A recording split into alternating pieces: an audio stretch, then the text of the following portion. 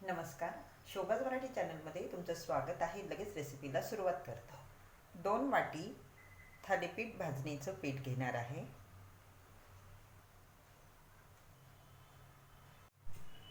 त्याच वाटीने अर्धी वाटी रवा,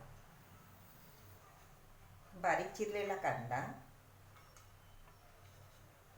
बारीक किसून घेतलेलं गाजर, भरपूर अशी बारीक चिरलेली कोथिंबीर,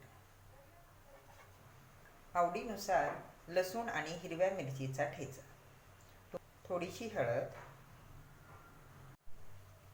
धने जिरे पूड, थोडंसं जिरं, थोडेसे तीळ, थोडीशी कसुरी मेथी हातावर चोळून यामध्ये टाकायची,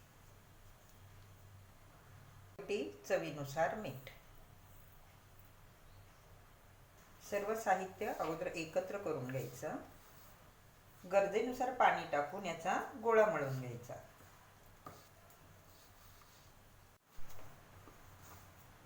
व्यवस्थित असं हे मळून घेतलं.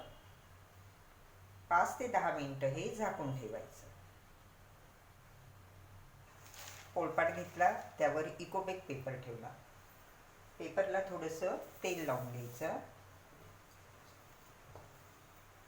थोडासा पिठाचा गोळा घ्यायचा, थालीपीठ थापून घ्यायचं. थोडंसं बोटाला तेल लावून थापून घ्यायचं.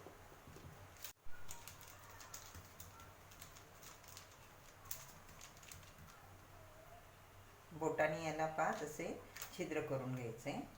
तवा गरम झाला, तव्यावर थोडंसं तेल टाकायचं. तेल व्यवस्थित पसरवून घ्यायचं. तयार केलेलं थालीपीठ तव्यावर. सुरुवातीला गॅसची आच कमी ठेवायची, म्हणजे थालीपीठ व्यवस्थित भाजलं जातं. 3 ते 4 मिनिटानंतर हे खालच्या बाजूने व्यवस्थित भाजून झाल्यानंतर हे उलटवायचे.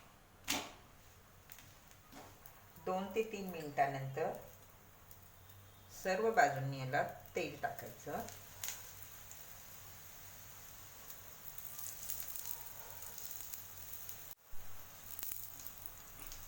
दोन्ही बाजूने व्यवस्थित तेल टाकून भाजून घ्यायचं. दोन्ही बाजूने थालीपीठ व्यवस्थित भाजून झालं, गॅस बंद करते.